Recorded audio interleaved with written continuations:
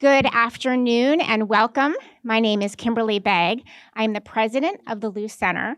We are a nonprofit organization that specializes in the conservative outreach, education, and mentorship of young women for the purpose of preparing and promoting conservative women leaders. We invest in conservative women because they are the trustees of a free and flourishing America. We have an absolutely fantastic program for you today. We are thrilled to have G. Van Fleet with us.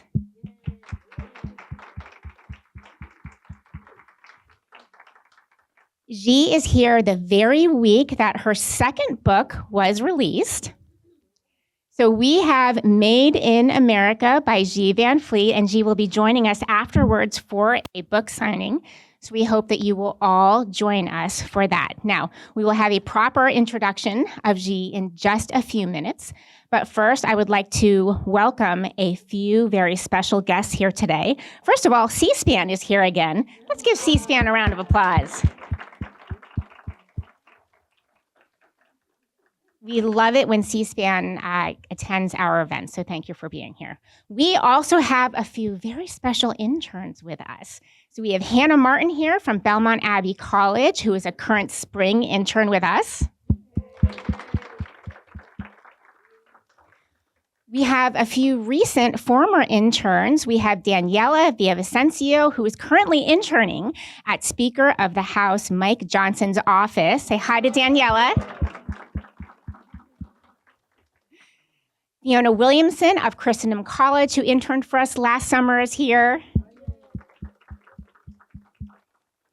And our 2023 intern, Nicole Gillis, is here. Nicole interned for us a few years ago, then went on to intern for Young America's Foundation, joined YAF's staff, traveling the country, helping conservative students, and she just joined our staff this month. And she is now working with our conservative women across the country. We're thrilled to have her here. Say hi to Nicole. Now, before we begin, I want to just give you a very slight preview of what we have ahead for us next month. You all have some flyers on your seats. But next month, we are going to be on 2 college campuses. Isabel Brown, host of the Daily Wire's Isabel Brown Show, is going to be at SUNY Oswego in New York. And the young woman that she is hosting there, I know you're excited, right? The young woman who is hosting her at SUNY Oswego attended our recent College Women's Summit in Scottsdale, and she just accepted our offer to join us as an intern this summer. So we're very excited about that. Also, I will be speaking at Thomas More College. It's going to be very cold up in New Hampshire in February, but I'm still very excited to see the students there. And the young woman who will be hosting me there is Anastasia Shanahan, who joined us as an intern last summer. And she will also be joining our staff in the spring when she graduates. One event that I think you will be very excited to know about is later next month, we are going to have Nicole Parker here. You'll have a flyer here. Some applause for Nicole. She has written a fascinating book called The Two FBIs, The Bravery and Betrayal I Saw in My Time at the Bureau. So that event is February 20th. I hope to see you all back here for that. So now with that, I would like to have Hannah Martin join me at the podium here. Hannah, as I mentioned, is a senior at Belmont Abbey College. She is in the Honors College at Belmont Abbey. She's participating in Belmont Abbey's Washington internship program. And so she's here in the Washington, D.C. area, joining us as an intern in the spring. Please join me in welcoming Hannah Martin. Hello, everyone, and welcome to the Luce Center. Today, I'm excited to welcome our speaker, G. Van Fleet. She describes herself as Chinese by birth, American by choice, a survivor of Mao's culture, Cultural Revolution, and defender of liberty. Born and raised in China, she lived through Mao's Cultural Revolution and was sent to the countryside for hard labor at the age of 16. After Mao's death, she was finally allowed to attend college, where she studied English. She immigrated to the United States in 1986, and she has made it her home ever since.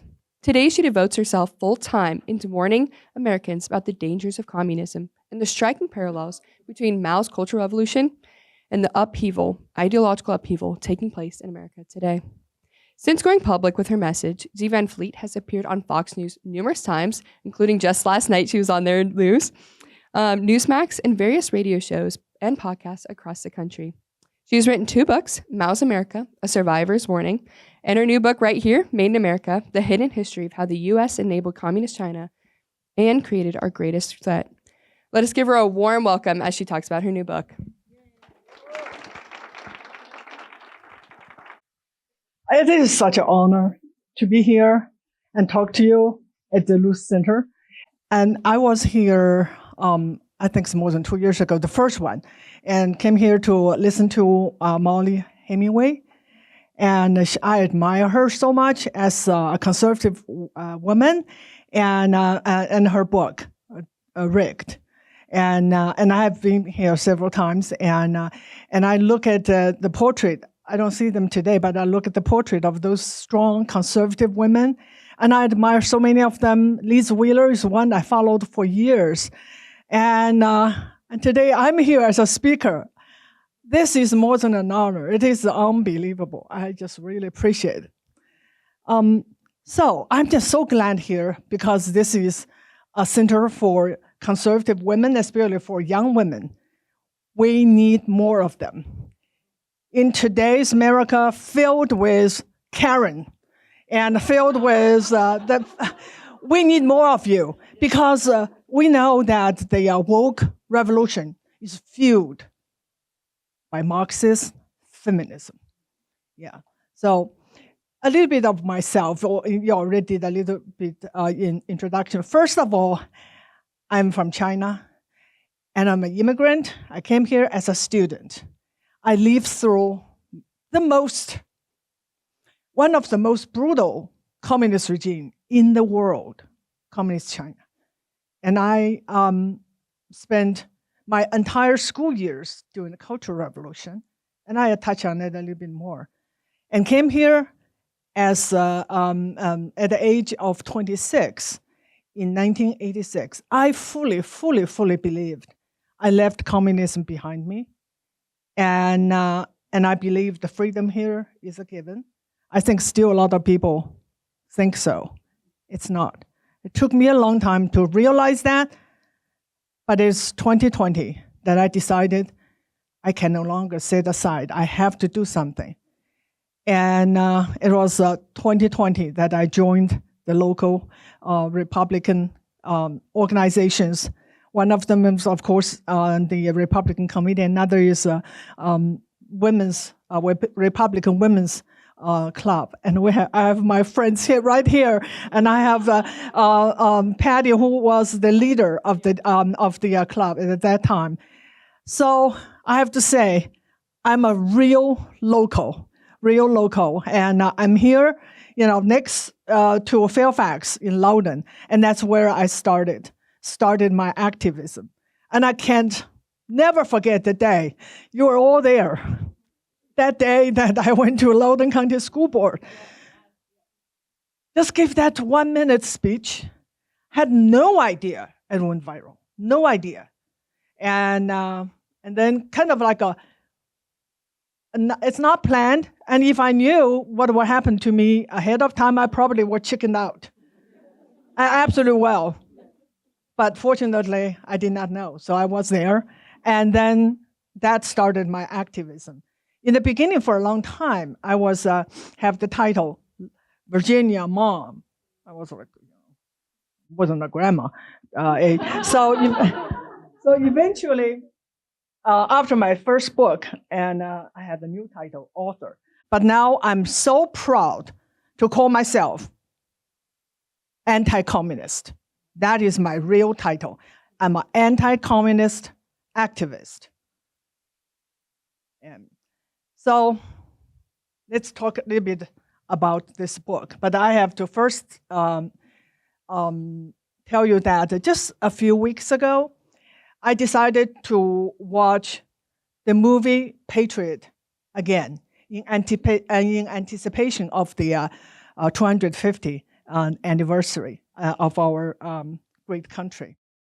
And I did feel absolutely a renewed appreciation for the extraordinary courage and the sacrifice that required to secure the liberty and our independence. And the freedom was not given. I was wrong. It's not a given. It was fought for and bled for and paid for, and it needs new generation defending it. So today, we're in the second American Revolution. Yes, there is a fight to keep our sovereignty from what? From globalists and communists, and to preserve our hard-won freedom. This time, although there were no redcoats marching in formation. So enemies there, we're here. Now, this time is different. Our enemies are very difficult to identify. The battlefield is blurred. The lines are hard to see. But the stake is just as high. This time, we're facing two enemies, one external and one internal. Externally, our number one threat is China. It has become the most powerful adversary the United States has ever faced. And China is determined to replace United States to be the number one superpower. And internally, it is the radical left. And they are not hidden there anymore. We see the riots in Minneapolis in 2020. And today, what we saw is a communist insurrection. No mistake about it. So, internally, internally and our internal enemy and external enemy, they look like different things. So one is over there, across the ocean, the other here. What is the underlying connection between these two? Communism. Communism, socialism, Marxism, or neo-Marxism, known as wokeism. Are they different? I say no, there's no difference. It's just a matter of different terminologies. And these two forces have been working together, hand in hand, and against their shared enemy. That is our republic and our freedom. This link we must understand.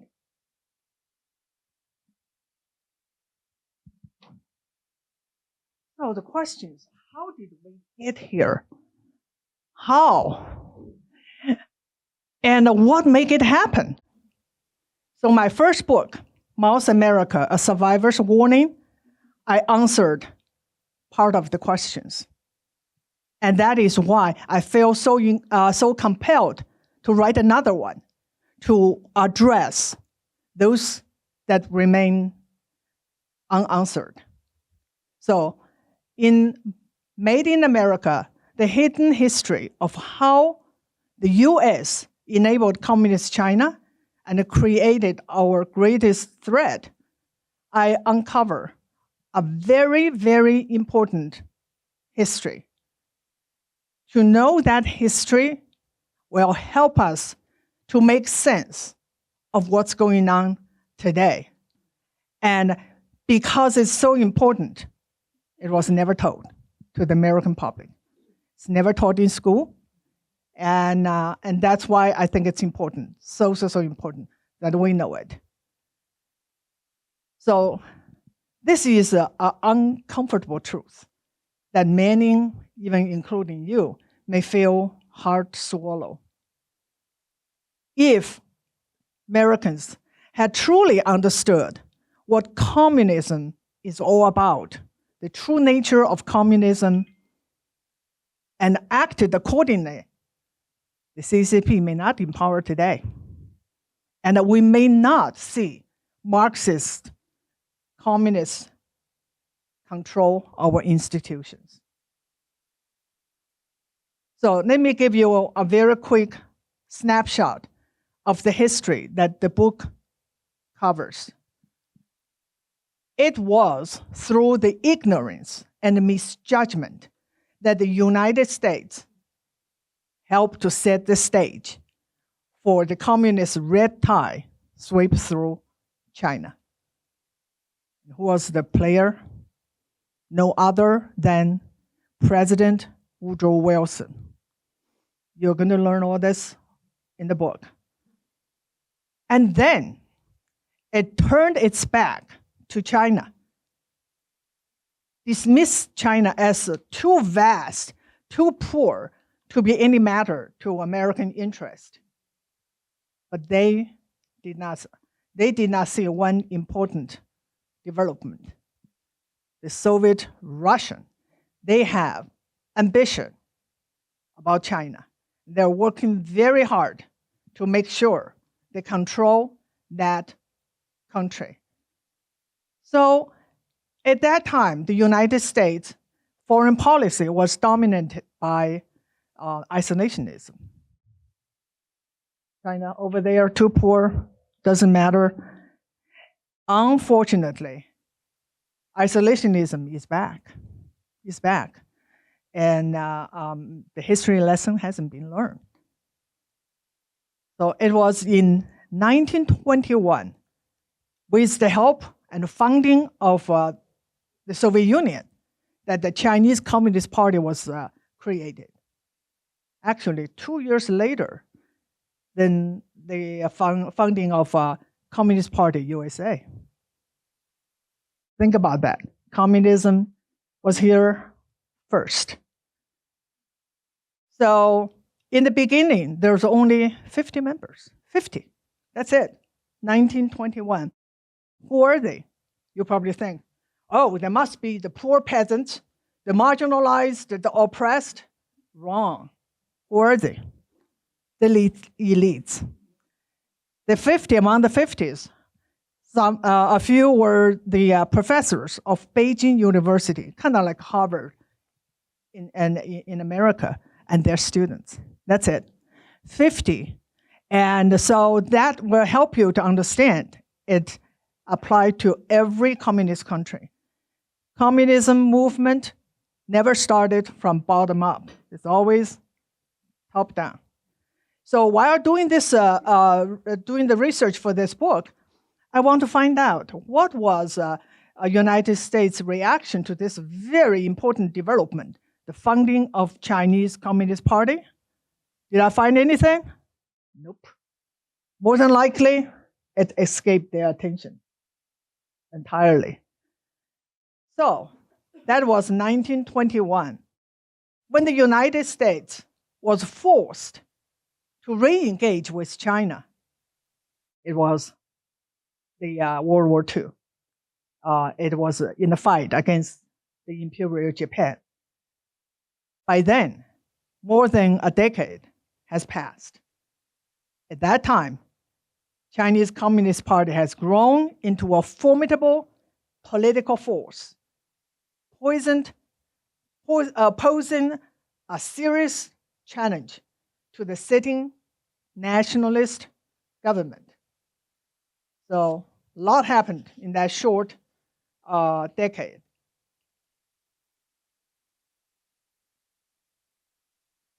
During that crucial period of time, the engagement with China, and the people that involved made a series of mistakes and a misjudgment, and knowingly or unknowingly contributed to the CCP's eventual victory and its takeover of China. And you will learn all about it in the book.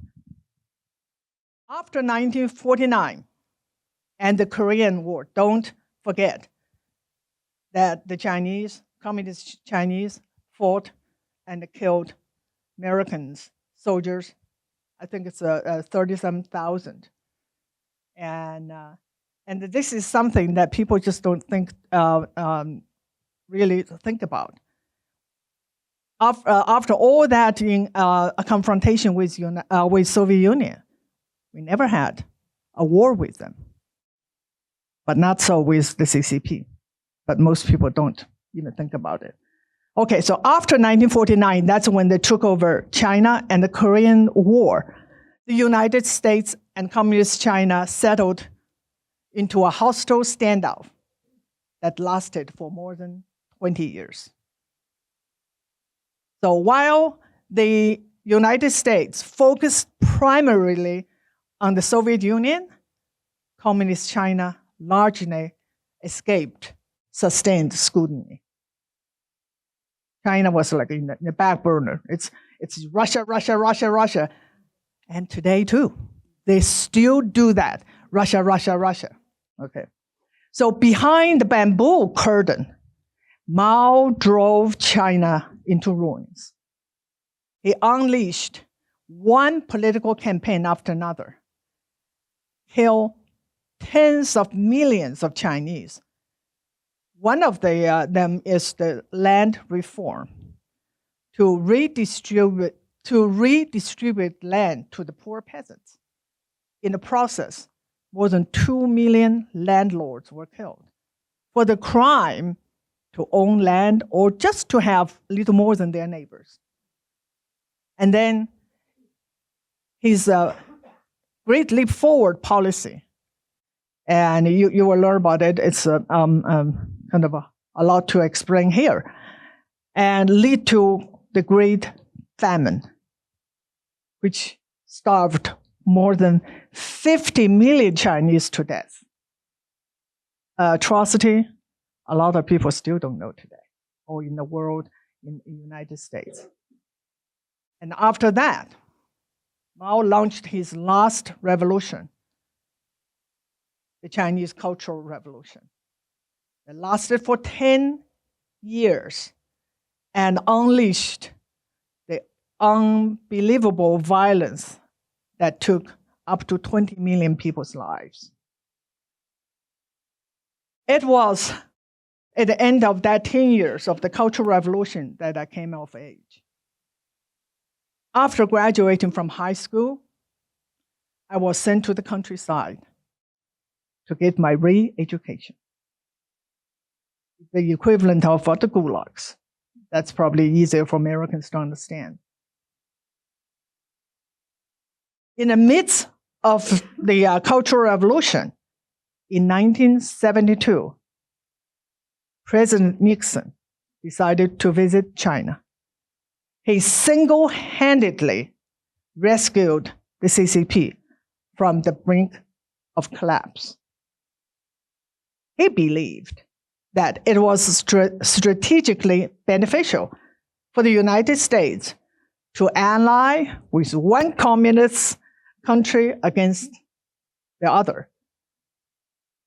He made a fatal mistake. He failed to grasp that he was dealing with communists. The old saying that the enemy of your enemy is your friend did not work this time and won't work again. It would not work. So since then, the Nixon doctrine of engaging with China shaped and dominated the U.S. and China policy for decades, leading the President Clinton's support to bring China into the World Trade Organization. That marked the rise of China and decline of United States. What are the consequences? We all witnessed it. We just have to pay attention. The consequences was profound. The hollowing out of America manufacturing bases, the erosion of American middle class. We lost millions of high-paid jobs to China, and we lost the technological supremacy in many critical industries. And we grow dependent on China. We all remember what happened during the COVID.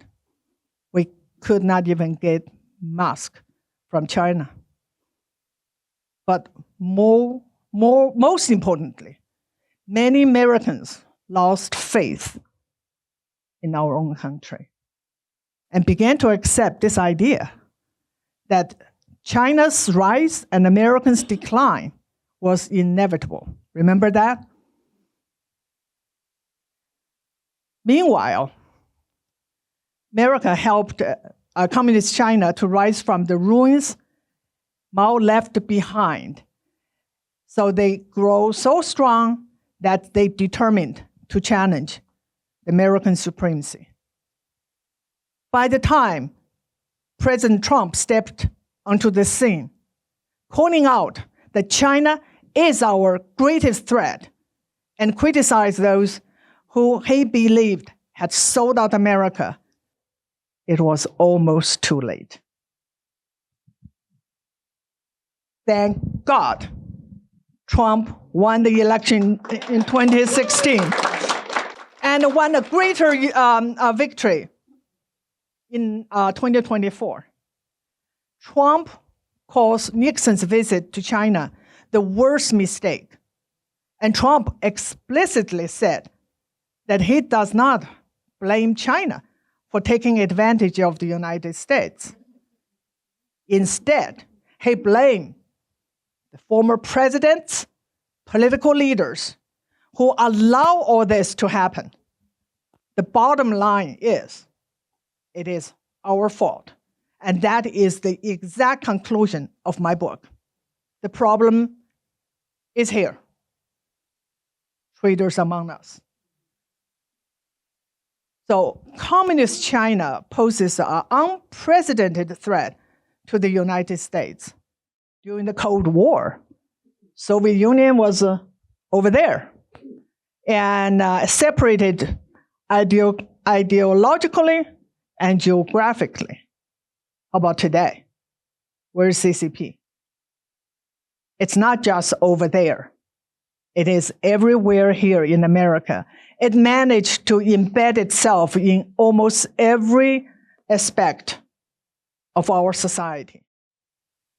Worse yet, the CCP found an ideological ally in the United States.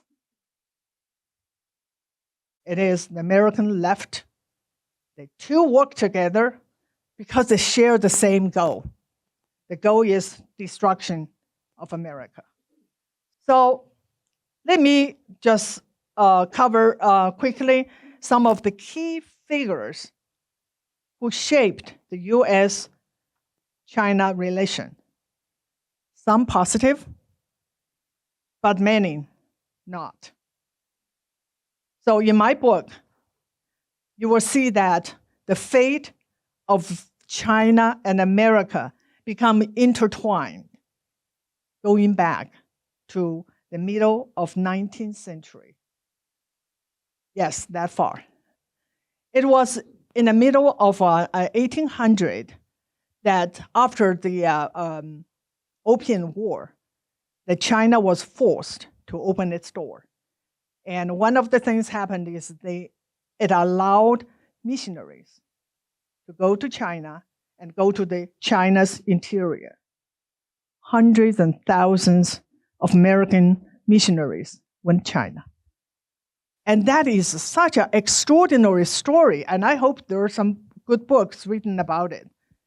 Beautiful stories, sacrifices of those missionaries. I met, when I was in China, before I came out, I met an 80-year-old woman, and she told me she was born in a place in my province. I said, what? That is a place was just, even in the 80s, was hard to reach. It was so remote and poor, but yet she was born there to a missionary family. Those missionaries did not just spread the gospel. They also introduced the ideas of democracy, ideas of constitution, republic to China. Because of them, they absolutely helped to have the 1911 revolution, which overthrew the Qing dynasty and founded the Republic of China. That was Asia's first. Although not perfect, far from perfect, it absolutely followed the model of American constitutional government. And that republic is still here today. Not in China, but in Taiwan. It survived and thrived, and now it is a truly republic. So you probably, I don't know, you probably have heard of Pearl Buck. Yeah, so she was born into the missionary family, and her book, The Good Earth, really helped Americans to understand China. And and the other one I just want to mention, and her book won her Pulitzer Prize. The other is Henry Luce. Have you heard about him? Yeah, he was the founder of Time and Life magazine. He was born also in China in the missionary family. So those people really helped to modernize China. Okay, now fast forward. In the 30s and 40s, a lot of Americans went to China, and a lot of them were journalists. And there are many, but there are three that the communist Chinese absolutely worship. They call them 3 S's. Edgar Snow, S. Agnes Smedley, and Anna Louise Strong.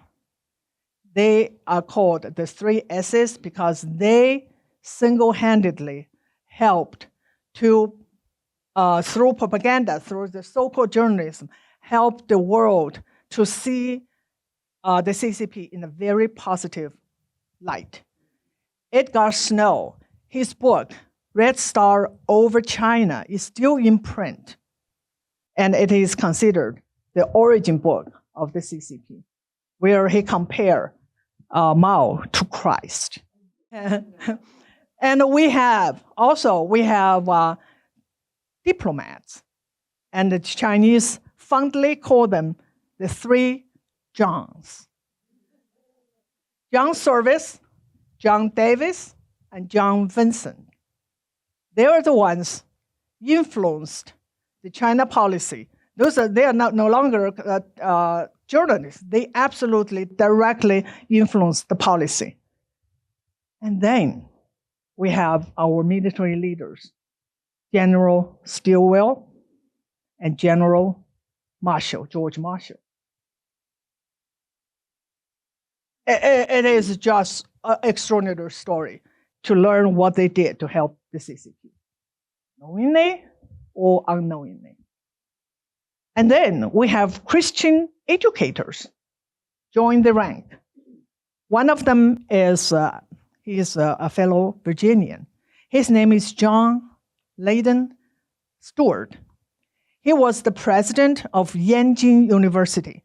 It was a premier Christian university in China, and he was the first president. And now it became, after 1949, it became part of Beijing University. And he turned his school, like what they do in Harvard, into a training school, training camp for future communists. And later, of course, more joined the ranks. The corporations, businessmen, and the tech giants. That's what happened. So the question becomes, why did they do that? Why? Well, you can say naivete. It's true. It's true. Some people are just so gullible that will believe everything. Okay. But I believe they are a small minority. And then the next category is what Lenin called fellow traveler. They share the same ideology. Some of them are leftist, some of them are outright communist, like the three S's, the two S's, Agnes Smedley and Anna Louise Strong were openly Communist Party members. So, and some just simple greed. Absolutely just simple greed. They don't care what's right, what's wrong, what's good for America, as long as it's good for their bottom line. But in majority of the cases, it was their political orientation that mattered the most. Most of those peoples were liberals. History has shown that liberalism, left unchecked, can quickly drift into communism. Someone said this, and I quoted in the book, I love it. Communism is liberalism. No, liberalism is communism in slow motion, and communism is liberalism in a hurry. So that is absolutely makes sense. Absolutely, yeah. So today, yeah, we are facing the same ideology that destroyed China is threatening to destroy America. And so yesterday I was in Laura Ingram show, and I just called that out. In 2020, you call it, in 2020 in Minneapolis, you call it a riot. And today, it is communist insurrection. No doubt about it. So communism is here. And we must fight our second American Revolutionary War and win it. I am deeply grateful to the patriots who secured our freedom, that make it possible for me to enjoy after escaping the tyranny of communism in China. I never take it for granted. I'm honored today to call myself a patriot, to fight the second Revolutionary War. And I'm honored to have you all together in the same fight. And we must fight to save the country we all so love. And we fight for ourselves and for the future generations. Thank you.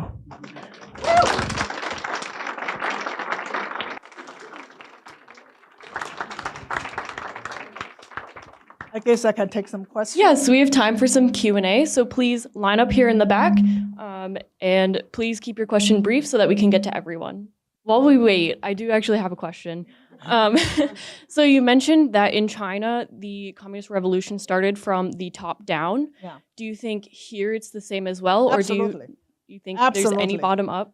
If you think about it, it's the same pattern. Same pattern. It started in universities. And it started with professors and students and their students. Yes, absolutely.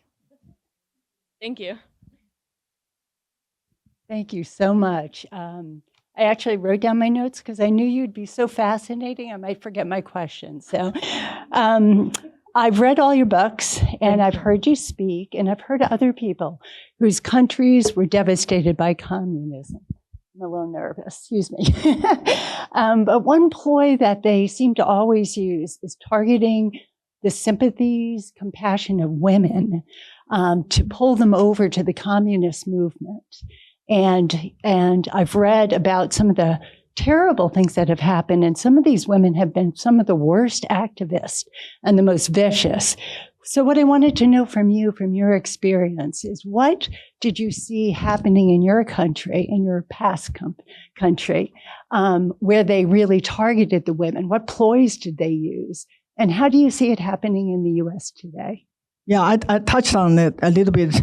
And absolutely, the woke, especially the woke ideology, was really fueled by feminism. And that you can see in China, especially during the Cultural Revolution. This is a story I tell over and over because it's important. During the Cultural Revolution, and the Cultural Revolution started in May 1966. And then hardly 3 months into it, there was a crime or violence that killed a principal. By who? Girls. And the girls, teenagers, basically 12 to 16. And one of the things, and I did talk to my friend about this, I think it's a little bit different than what happened in the United States. It's not compassion. During the Cultural Revolution, is an effort to prove that you are just as determined, you are just as brutal as boys. So it's the opposite. But they use women. And always remember, communism, when they took over a country or trying to take over, it never repeated exactly. It has to adapt. And so in America, they have to adapt the culture, the stage of the history. You know, they can't just do exactly the same thing. Here is using the so-called compassion, but there is basically force the girls to be just as bad as the boys. And so it started with girls. Yeah, thank you. Good afternoon, ma'am. Thank you for coming. Thank you. I'm afraid that in the secular, apolitical citizenry of US and Europe, that freedom means simply life without consequences. As an anti-communist activist, what does freedom mean to you? When we think about freedom, what should we really be thinking about? This is the key of communists. They abuse or they manipulate the democratic system, freedom, constitution, and for their political goal end. So freedom to them, freedom to us, to every conservative, is freedom with responsibility. They just took that part away. So freedom become whatever you want to do. And they do that for just about everything. You notice that they quote Bible quite a bit. Yeah, they know that Bible is powerful.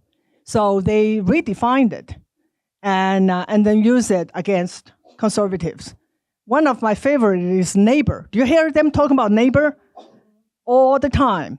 And so who are the neighbors? I tweeted something and I got a lot of response. And the snow day, and that day, my neighbor, he has a snow blower. He helped the whole block. That's neighbor, helping each other. We know each other. We trust each other. That's our neighbors, helping each other. But to them, the neighbor now has been redefined. It's illegals. Those white liberals, especially the white women, liberal women, they don't live next to the Somalia refugee, right? They don't. They live safely somewhere away, but they call those people their neighbors. So after everything good, they will manipulate and subverted, and that is the key of communism. Thank you very much for an enlightening presentation. Fantastic. So communist regimes, and China has mastered this, of course, the CCP, rule through fear, ideological indoctrination, and information control. Has the CCP's capacity to deliver ideological indoctrination declined over the past few years? Has the CCP's capacity to control information declined over the past few years? And has that resulted in an increase in the fear factor, in terror exercised against the population? And on the sidelines, we hear news about the 2 top generals having been sacked. We hear about the rank and file, troops at the grassroots level, not taking orders since the top 2 have been taken out. is there an opportunity for American patriotic civil society to take advantage of this situation and actively try to bring about positive change to China? It's a big question. I will say that the indoctrination in China now is there, and it's intensified, but it's different from the indoctrination I got when I was in China during the Cultural Revolution. And today's indoctrination is the theme, if there is a theme, it's nationalism. It's focus, take the focus away from the problems here in China towards what? America. The Americans the Americans fear the rise of China. The Japanese fear the rise of China, and they want to stop us. And the other thing is that, so this is something you really need to understand, how they change the narrative. So during the Cultural Revolution, we're told to rebel, right? To rebel and to have revolution, overthrow everything, destroy all the four olds, the tradition, old idea, and so on and so forth. Today, they said, harmony. Why? Because today they're in total control. So they tell you that we need to harmony. If you raise the voice, you raise some question, and that is absolutely, they call it bad energy. No, suppressed. We should all be positive about the regime. So it's always change. And talk about the what's going on today. I don't know whether you're following it. Xi Jinping just purged. He is number one person in the military. But one thing I have to say, this is a communist infight. It is the norm. It is not normal if everything is in harmony as he wants people to believe. And what's interesting is that this is something I really want to tell the left. It's more relevant to the left than to us. This person that Xi Jinping purged was a very capable person. He is in command of the military. He's the vice chair of the military. Xi Jinping is number one. But they were buddies. They grew up together. The family knew each other. They were all what we call red princeling. They were the descendants of the founders of communist China. But it doesn't matter. By the time that Xi Jinping felt that he was threatened, the threat may just manufactured, and he can do anything. So the leftists, you think you put your life on the line to help the cause, you can get something? Nothing. Not even those who managed to go to the very top. They might get purged, and the information said, I don't know, it's true or not, that he might get executed. Even your body can turn around, no loyalty, and kill you. That is what happened in the totalitarian country. No one is safe. Not even Xi Jinping, because he's scared 24/7, afraid someone will do something. The coup is at every corner. So what happened today is that we can see that his power has been increased, but the security of his power is decreased because there's no one left to trust. I hope that's helpful. Thank you. Hi, Xi. Hi. Looking forward to reading your new book. Thank you. I recently did the Hillsdale College online course on communism, Marxism, and socialism, and it really solidified everything you've been talking about and warning about regarding what communism is, how it comes about in a society, and whatnot. And so, like you mentioned, one thing I was thinking is, while I was watching, is like, gee, I never learned any of this in school. None of us learned anything about communism and how it rose in school. So how do we educate our fellow citizens on what communism is? Because it's kind of this esoteric concept, right? Where people are like, nah, whatever, that can't happen here. I don't even know what that is. But how do we get that message out and educate people? This is our challenge. And we talk about this a lot, right? It's because it's not taught. And people don't know. And because people don't know, they can't tell. And also, communism, as I said, it changed faces. And so what's going on today and what went on in China, they may not look, even though I tried very hard to draw the parallels, still a lot of people can't quite see it. So, and we don't have control of our schools. Not in Loudoun, not in Fairfax, not in many, even in red states, the Democrats control some of the school districts. So what do? We just have to do it ourselves. We're doing it right here. I'm writing the book, talking to people, and especially parents. You can't depend on the school to educate your kids anymore. Consider that it is an indoctrination system. It is. So it's very challenging. And today, we today have all those people like Renee Good. And she absolutely just believed that cause. She would put her children aside to put her so-called body on the line. That is the power of indoctrination.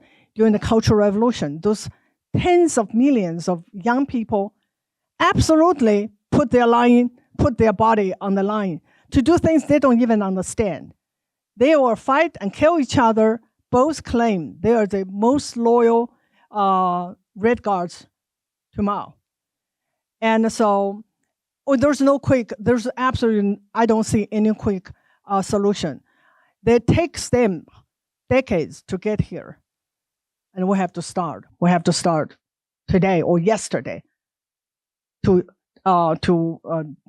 detoxicate those precious brains. Now it's no longer, it's dead, brain dead. Difficult. Hello, and thank you for your presentation. I was very interested in the fact that you said there's a kind of a war inside of America where we have the communist left kind of trying to overtake it. But from the left side, people say that the people on the right are like the fascist right. Yeah. So I was wondering why you think this kind of divide exists, where one side blames the other side for being like super fascist and trying to destroy democracy. Talking about the right, whereas the right kind of sees communism as the problem on the left, where they're also trying to destroy democracy. And maybe the problem is less that these two sides kind of are constantly going against each other instead of trying to find a center middle ground where we can kind of communicate with one another. But since we're always like butting heads, it's very hard, and people just kind of end up blaming each other and saying that this is the problem for democracy falling apart and such. I see your point. We have passed that stage long time ago. There's no common ground. There is absolutely no common ground. This is really, the fight is between freedom and totalitarianism. And it's good and evil. And why they also call the left call right fascism or Hitler or Gestapo and whatever. It's because they control the educational system. There are two things those kids learned in history lessons. What are the two? Slavery, slavery, slavery, slavery. And then Nazi, Nazi, Nazi, Nazi. They have no idea about anything else. That is the result of the decades of indoctrination. And I think conservatives, I'm not here just to say, I'm against the left, they're all wrong. They are all wrong. It is absolutely a battle between good and evil. The sooner we realize that, the better off America will be. I'm sorry, I may just disappointed you. Hi, Z. Hi. I remember when you sat next to me at that infamous school board meeting in Loudoun. Yes, absolutely. Right? Absolutely. I've been doing opposition research for years in Northern Virginia. And Fairfax Commonwealth Attorney Steve Descano, when he first got elected, he sent me a fundraising letter and he signed it, Comrades. Wow. Yep. Yeah. And the Democratic Socialist Party of Alexandria was prominent in Congressman Byer's speech that he gave at a town hall. He sort of alluded that he's a member of the Democratic Socialist Party. It was supposed to be a town hall for everyone, right? And the Democratic Socialist Party was at, in July of this year, I was at, part of my opposition research, the Democratic Women Summit in Tyson's Corner. Boy, they were all over the place. So I consider Democratic Socialists of America kind of like communism light. Communism. Yeah. Yeah. Make it simple. But anyway, Yeah. I really believe in you, and I plan on getting your book, but I just wanted to let the people know that they're here. Yeah, absolutely. Okay, when I started to really call out the Democratic Party and call it Communist Democratic Party, I'm not doing that to all members. I think the party itself has been hijacked by communists. There's just absolutely no doubt it. But many of these members, they don't know. They do not know. They're so brainwashed that I think facts and the reasoning will no longer work. That is our challenge. But I do not call everyone a communist. And don't just think about, I'm sorry, don't think about Democrats. We have plenty of the same kind of people in the Democratic Party and even in the conservative organizations. They absolutely have no idea. And I call them communist light. Yeah. And so they're not communists, but they will do the bit for the communist cause. Yeah. Thank you. Hello. We're all here because we love America and we want to fight to save our republic. And we are against communism, but there's also factions that want to bring Sharia. How do you see that fight? Yeah, this is, of course, it's not my expertise. I'm not from a Muslim country, and but this much I can say with absolute certainty. Without Marxism, without cultural Marxism, Islam can't make it foothold here in the West. You see that? They made such advance in the Western countries and in the United States because they have a helping hand, Marxists. And so that's why they call it unholy alliances. And one of them is, of course, DEI, right? And the CRT and identity politics, all this help them to help the Islamism to make progress here. That to me is if I have to to prioritize, communism is our number one threat. And if we can defeat the cultural Marxism, there's no cover for them. Now they have all the covers. They are, first of all, they are Muslim. Automatically, they are oppressed because Christians are considered their oppressors. And they are immigrant. Automatically, they are oppressed. And they are different ethnicity. Automatically, they are classified as oppressed. Yeah, absolutely. Without this, I just don't know how they can make such wave here. But again, the two are incompatible with each other. If they won, they're going to have a life and death struggle. And I bet, that's kind of funny, I talked to some Muslims, they said they believe that Islamists will win because they are ruthless. I said, I think communists will win because communists are ruthless. But they are both ruthless. I don't know now who will win. Thank you. Thank you, Xi. Thank you so much for being here. If you want to hang out here for 1 second, we are going to give you a tumbler for being with us, for giving such incredible remarks, and just for your bravery over your entire lifetime. So just another round of applause for Xi. So our tradition here at the Luce Center is to give a Grizzly tumbler. It's not a Yeti tumbler. And if you're wondering why that is, you can ask one of us. It is our logo on the front, and on the back it says our favorite quote from Clare Boothe Luce: "Courage is the ladder on which all other virtues mount, and no one exemplifies them more than you do." So thank you so much, Xi. Thank you. you, everybody. Thank you so much. And to close out today, we are going to have Xi do her book signing in a little bit, as well as lunch. But first, we're going to have another book raffle. If you were here last time, we did this for the first time, and we're doing it again. So Daniela here, unbeknownst to her, has the books I will grab from you. So the first one is Peter Schweitzer, Red-Handed. And this is going to, drumroll please, Rachel Kenger. You want to raise your hand? Is she not here? Oh, okay. I'm going to pull a random one off the top of my head. Sam Dominic. Gonna run over. Our second book is Hide Your Children by Liz Wheeler. Subtitle is Exposing the Marxists Behind the Attack on America's Kids.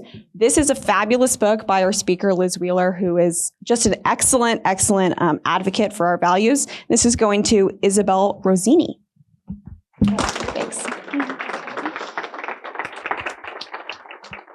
And last but definitely not least, we have Xi's book that she spoke about today, Made in America, The Hidden History of How the U.S. Enabled Communist China and Created Our Greatest Threat. This is going to Ann Gates.